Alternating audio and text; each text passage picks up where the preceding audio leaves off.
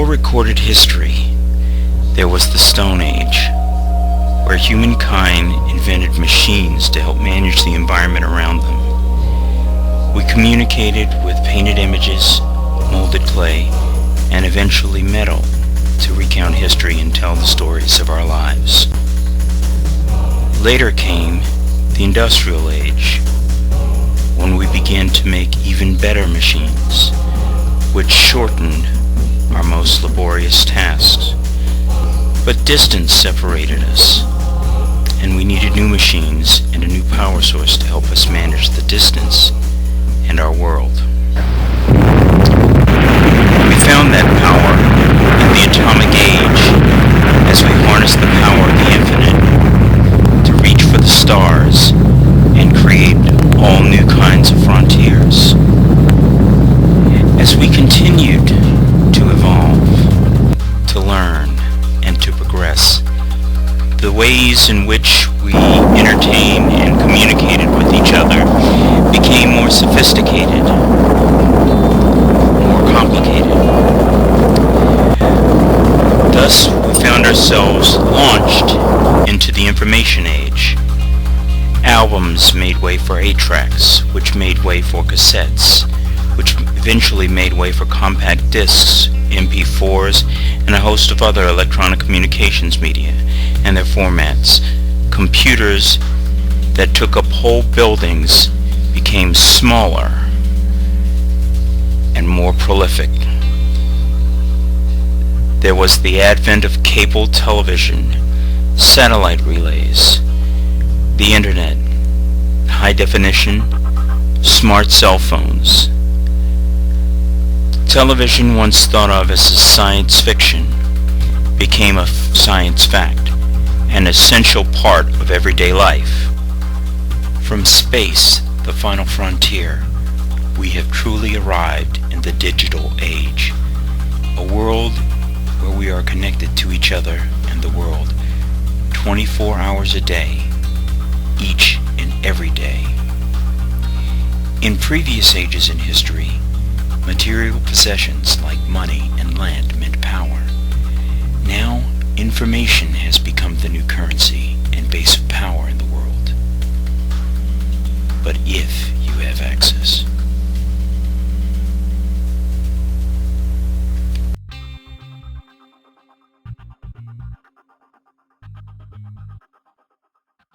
Digital television was supposed to be a boon to all the people. And as you can see, when the signals come in, we have a very rich and clear picture. But how far is that access? Do we actually get complete access? Does everyone in the cities or in the towns, do they get access to television, which less than a year ago was standard access? Everyone could turn on the television and there it was. You could watch your game shows, your soap operas, watch your evening news. Most people can't do that now. A lot of people can't do that now. Talk to you about digital, I want to kill it. Every time I want to use it, except for Sunday night. Sunday night it worked. But the rest of the time, and all this time, it has been a mess. Let me make sure I'm right. Okay. Turning it on.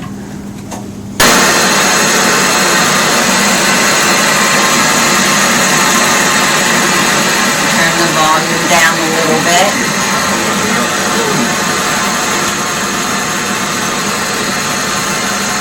No, it's not. Sunshine. Make a liar out of me.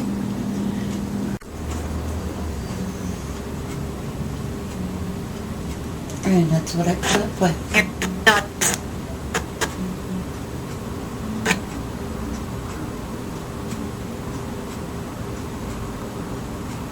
I get disgusted watching it.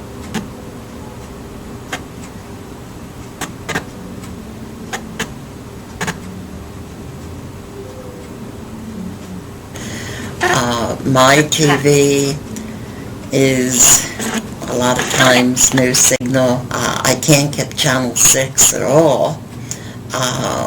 And sometimes I get 17, sometimes I don't. So I watch videos, which I'm a little tired of. I'd like to watch programs that interest me on TV. The transition with TV has been very difficult for some people. They don't know how to adjust it.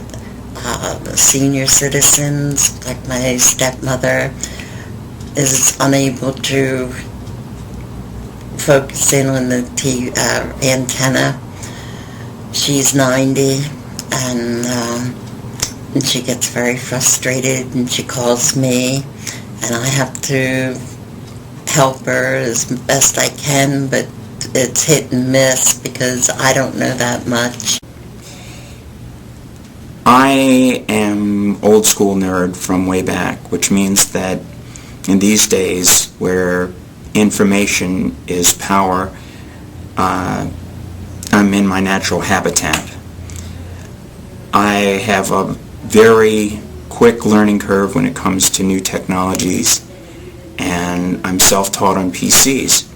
However, as a broadcasting undergrad student, I learned that the airwaves belong to everybody, and the Communications Act of 1934 tells us that because the airwaves belong to everybody and not everybody can legislate it, we turn our rights over to the government to look out for us, to make sure that everybody has access, or at least if those who we license with access, make sure that we can in turn share that access for information, for news, for the overall public good.